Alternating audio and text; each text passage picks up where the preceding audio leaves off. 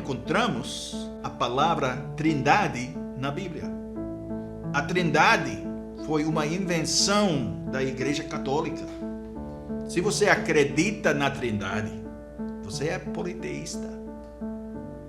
Esses são apenas alguns dos ataques que você ouvirá sobre a doutrina da Trindade das seitas que negam que Deus é triuno.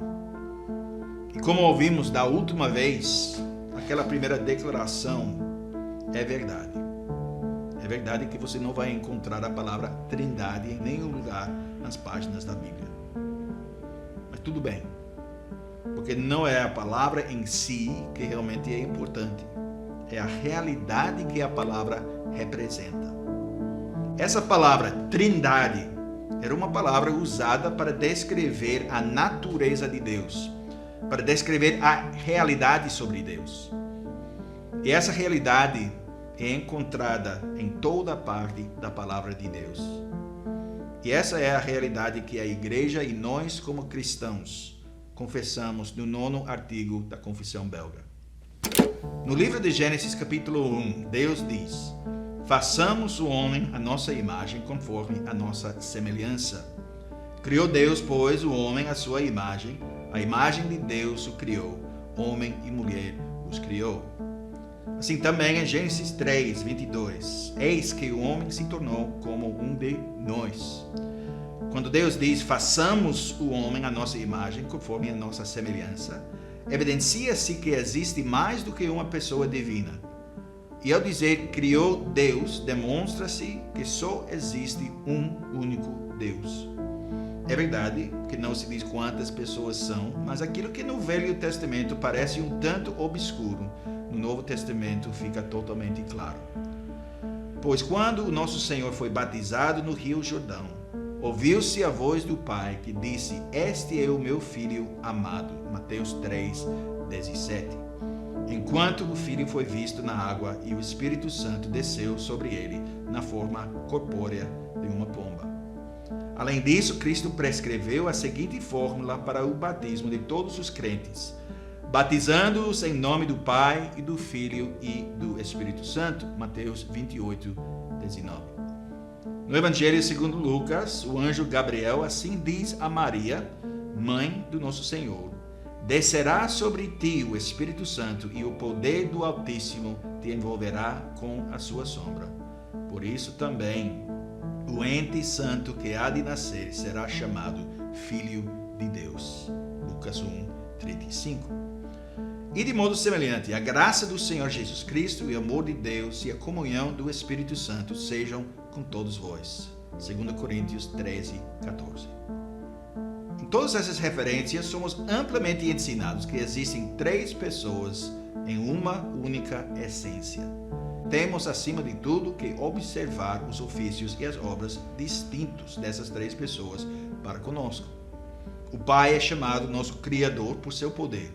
O Filho, nosso Salvador e Redentor por seu sangue. O Espírito Santo, nosso Santificador, porque habita em nossos corações. A doutrina da Santa Trindade sempre tem sido mantida na verdadeira igreja, dos dias apostólicos até o presente, contra os judeus, os muçulmanos, e contra os falsos cristãos e os hereges, como Marcião, Mani, Praxeas, Sabélio, Paulo de Samósata, Ário e outros, que foram condenados de modo justo pelos pais ortodoxos. Quanto a essa doutrina, portanto, aceitamos de boa vontade os três credos, o Niceno e o Atanásio, bem como o que os pais antigos estabeleceram em concordância com estes credos. E para começar, eu quero falar um pouco sobre a natureza das confissões. Por que temos confissões, em primeiro lugar? Por que estou baseando essa série de meditações, mensagens, numa confissão humana, escrita por homens, em vez de na palavra de Deus? Se você não está familiarizado com as confissões da igreja, se você não é membro de uma igreja confessional, poderia estar fazendo essas perguntas. Mas o 9º artigo da Confissão Belga nos mostra a natureza das confissões. Quantas citações da Escritura acabamos de ouvir. Muitas. Gênesis 1, Gênesis 3, Mateus 3, Mateus 28, Lucas 1, 2 Coríntios 13.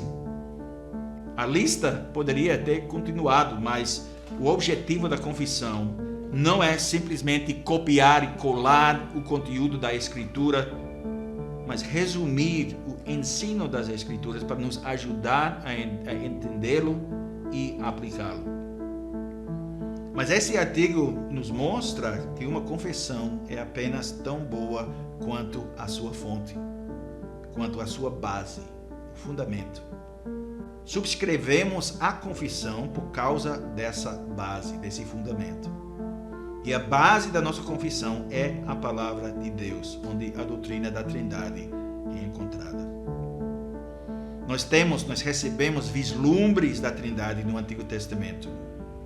Quando lemos o Antigo Testamento, sabendo o que sabemos do Novo, podemos ver o Deus triuno em ação.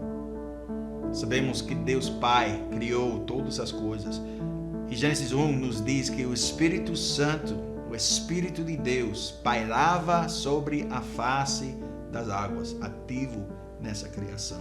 Chegando ao Novo Testamento, João capítulo 1 nos diz que o Verbo estava com Deus no princípio e que esse Verbo era Deus. Através dele, todas as coisas foram feitas e sem ele, nada foi feito. E mais tarde, no Evangelho de João, nós vemos a Trindade em ação. O relacionamento entre o Pai, o Filho e o Espírito Santo. E o que esse relacionamento significa para nós? Porque realmente significa muito. Significa vida, significa alegria, significa paz. O Filho de Deus ora ao Pai. E é isso que ele diz. João 14, 16 a 17. E eu rogarei ao Pai, e ele vos dará outro Consolador, a fim de que esteja para sempre convosco, o Espírito da verdade, que o mundo não pode receber, porque não o vê, nem o conhece. Vós o conheceis, porque ele habita convosco e estará em vós. E tudo isso é revelado para nosso encorajamento. É como se o Senhor Jesus tivesse aberto uma janela para o céu, para que pudéssemos ver um vislumbre de Deus por nós mesmos. Não fisicamente, claro, nós sabemos isso, mas nas próprias páginas da palavra de Deus. Especialmente aqui, no Evangelho de João, capítulos 14 a 16. A palavra de Deus abre essa realidade para nós. Não descrevendo o relacionamento entre o Pai, o Filho e o Espírito Santo em termos técnicos, como uma teologia sistemática, mas mostrando-nos como é esse relacionamento, como esse relacionamento funciona e o que esse relacionamento significa para nós. Reserve algum tempo para ler por si mesmo esses capítulos, João 14 a 16, porque ao ler esses capítulos, você será levado a considerar algumas das verdades mais profundas em que já pensou. E rejeitar o que a palavra de Deus nos diz sobre a Trindade, porque a palavra Trindade não é mencionada especificamente na Bíblia, é rejeitar esse presente de Deus gracioso. É dizer, meu intelecto é supremo. A razão humana deve julgar a palavra de Deus.